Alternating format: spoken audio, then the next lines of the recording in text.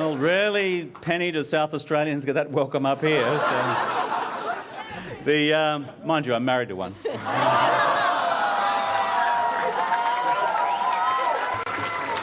I thank you, Penny, for your strength, your common sense and your friendship, just as I thank your Deputy, Jacinta Collins, for hers.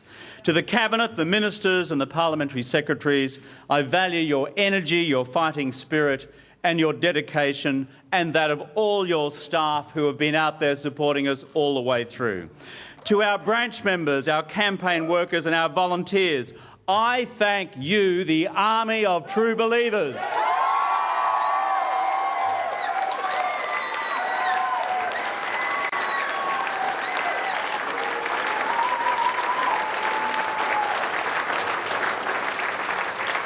I thank too our affiliated unions across the nation for your solidarity with Labor's cause and for your formidable work in the field. You too are the heart and soul of our Labor movement. You too are part of the army of true believers.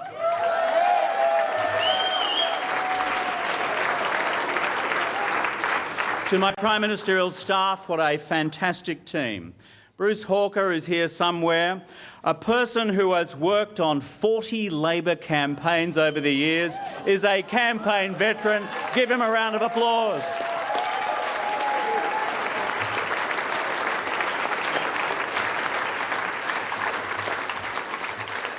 Patrick Gorman, who has been with me.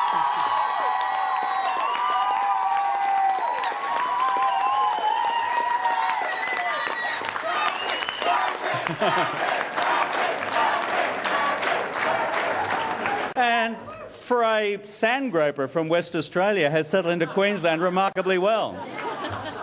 Patrick, you've been with me for so long. I thank you for your loyalty, your sense of humour. Jessica Bukowski for managing my world.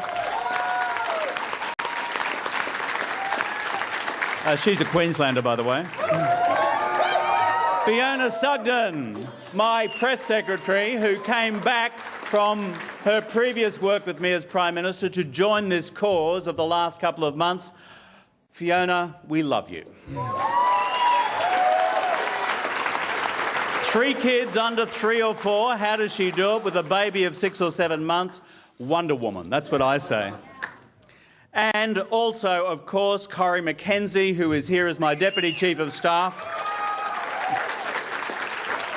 Jim Murphy, my Chief of Staff. The rest of my media team, Matthew Franklin, Eamon Fitzpatrick and Maggie Lloyd, all the other fantastic members of my staff, I love you all.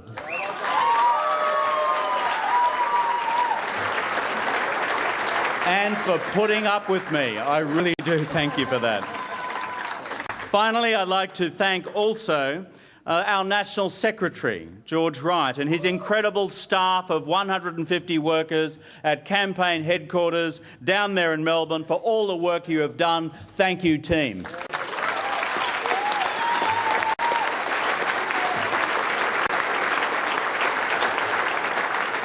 My wonderful electoral staff led by Katrina Hicks. Put your hand up, Katrina.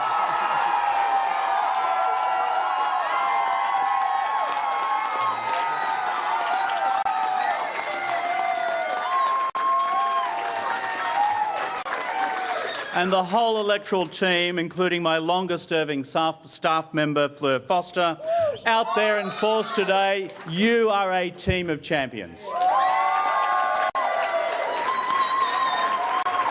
Malcolm McMillan, the President of our FEC, Les Henning, its Treasurer, all of our branch members in the Griffith FEC, you are marvels.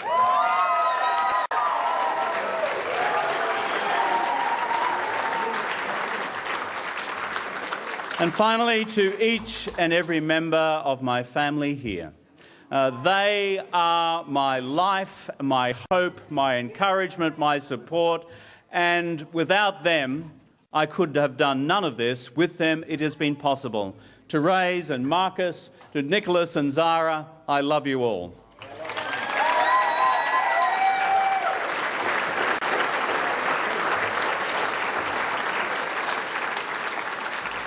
Jessica and Albert were with us until only half an hour ago.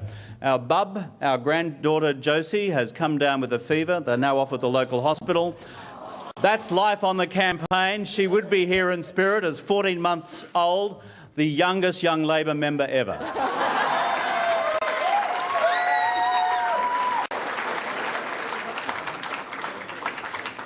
Friends, you've had a hard day. So let's bring this to a close when I say that throughout our history, we, the Labor Party, have been a party of hard heads and soft hearts. That is the genius of Labor, always attending to the tough questions of the economy and national security, through war and through peace, through depression and recession, but never allowing our hearts to harden to those of our Australian family who are the most vulnerable. It is this combination which is the unique legacy of Labor. This is a great movement, and I salute the movement for its strength, its vitality and its future.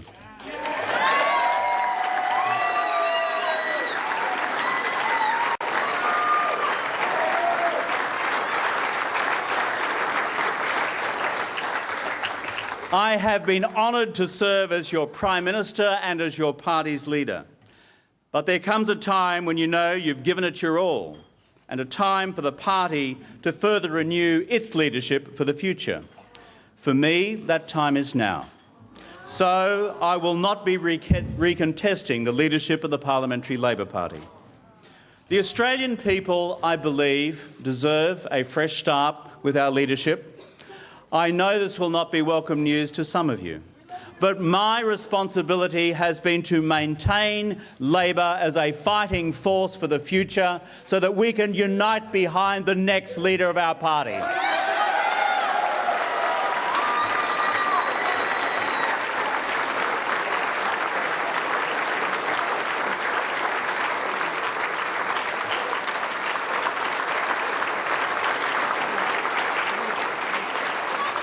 I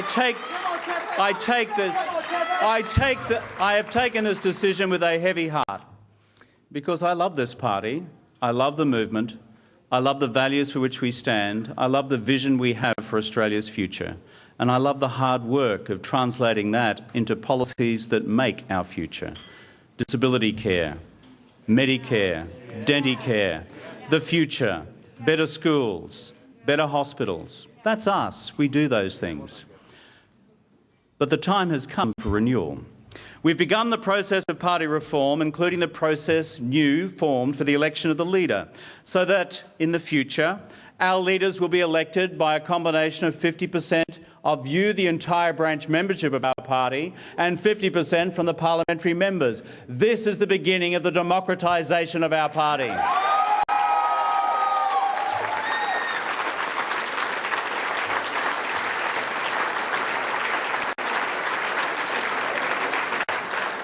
And I say this to party members right across this vast land of ours, Australia. In the future, we must continue our party's reform, modernisation and democratisation to be the broad church we need to be to fully embrace our future. Let me put it in these terms. We at our best are the party of the little guy.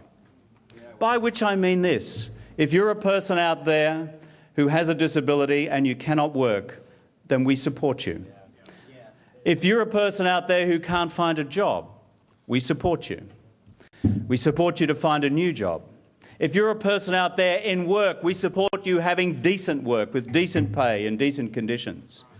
And if you're a little person out there, a young person, someone starting out, the little guy, who decides to branch out and form their own small business and turn it into a medium business and a big business, we're for you as well.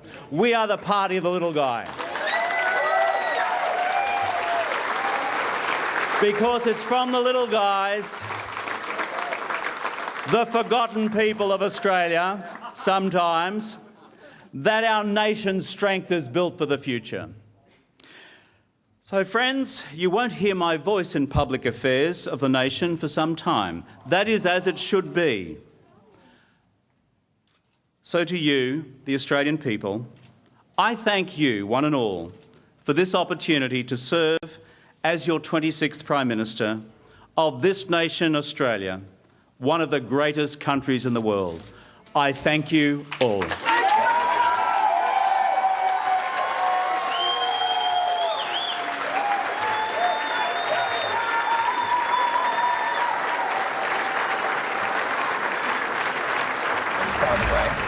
Kevin Rudd there conceding defeat and announcing that he will be stepping down as Labor leader, saying he accepts responsibility for Labor's loss this evening. He said he gave it his all. But Mark Riley, he also said he'd preserve the Parliamentary Labor Party as a viable fighting force. Is that gilding the lily, or has Labor's been fairly badly wounded tonight?